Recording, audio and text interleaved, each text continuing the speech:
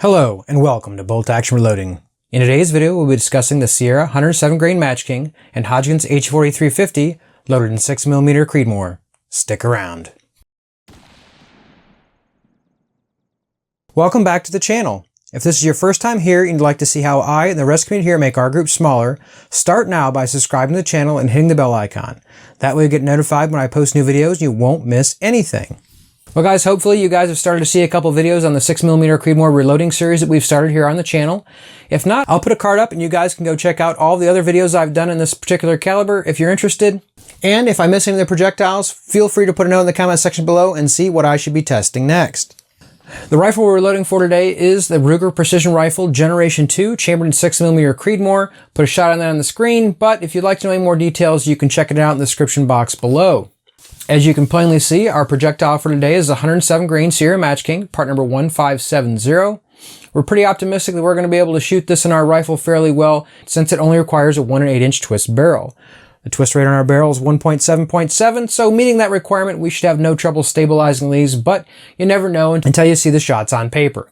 Basically, we have all premium components today. Hogdgon's H4350 has been a solid performer in the past. Lapua cases, need I say more?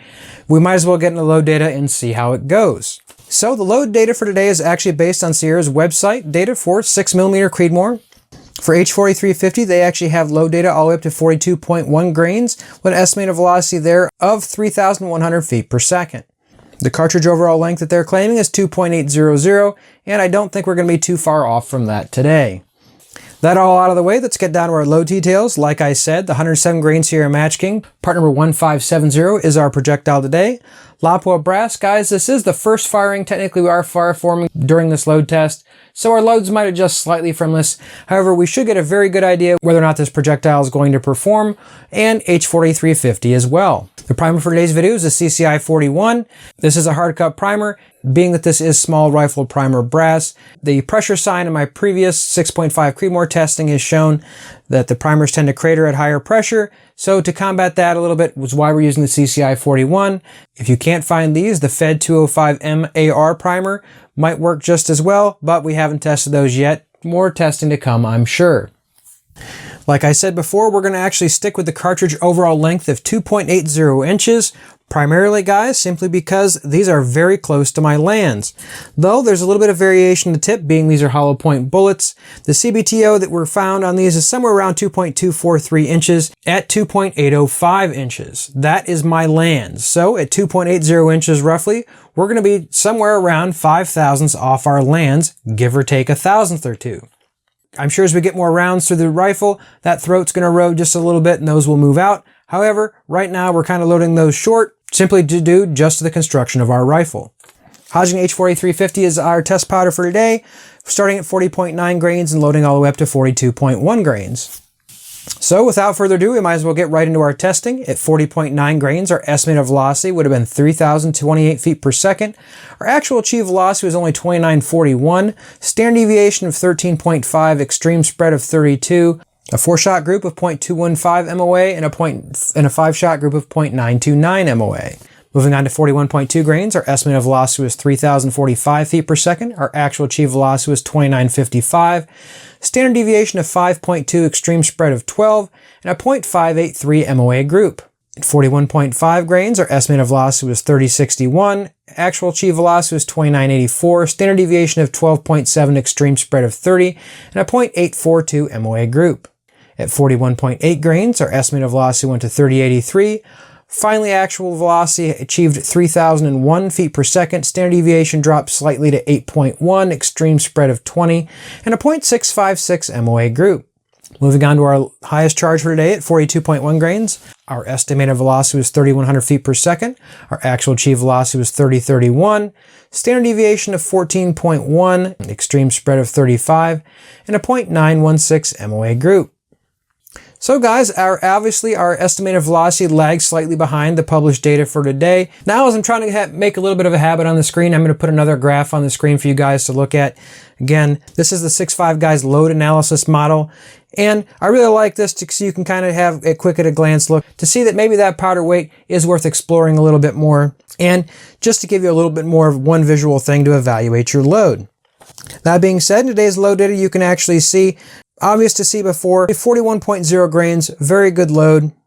Not sure that's where we want to stop at 2950 feet per second. Extreme spread of 12, standard deviation 5.2, and just over half an MOA group. Certainly nothing wrong with that load. Just if you're looking for more performance, more velocity, let's see if we can get it up a little higher. You'll actually see if you go to 41.9 grains, which generically looking at that information, that standard deviation of 14.1 with extreme spread of 35 certainly isn't very pretty. But if you actually look at the actual velocity there, one flyer out of that group is dragging it to what might possibly be that next node. Looking closely, the actual first shot was 3,054 feet per second. No real explanation for that, but the actual extreme spread of the other 4 shots would have only been 14. Obviously, that one data point did drastically affect our load performance at that specific charge weight. Certainly might be worth taking another look at if a higher velocity is what we're looking for. Honestly, let's take a quick look at the brass and you'll see really no pressure signs to speak of.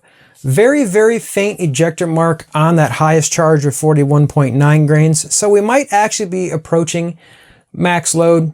But depending on what you wanted to do and what your actual shooting application was, whether or not it's worth pushing it that far, certainly at 41 grains of 2950 feet per second is all you're looking for. A half an MOA group with an extreme spread of 12 certainly is nothing to sneeze at. But draw your own conclusions. If I have video here, I'll post a little video so you guys can actually watch your groups get shot if you'd so like. Certainly sped up out of respect for your time.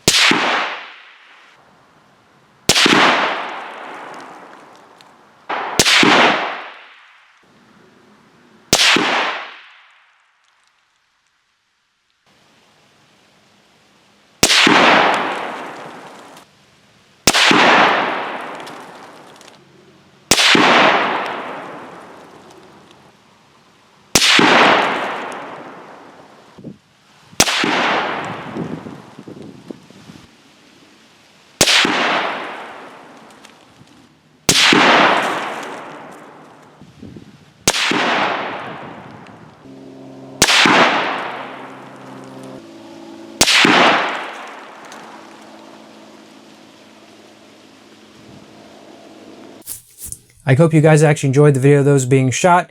If you guys would like that included in more videos, let me know what you think in the comment section below. I'm really trying to find a good place for that at the beginning of the video, the end of the video, somewhere in the middle. Still kind of working on my structure. So overall, guys, today I'm pretty happy with the performance of the projectile, even if our standard deviations weren't exceptional across the board. Any day where I can't seem to shoot a group that's over an MOA is a good day in my book. But if you're not interested in the 107 grain Sierra Match King, I hope you enjoyed today's video anyway.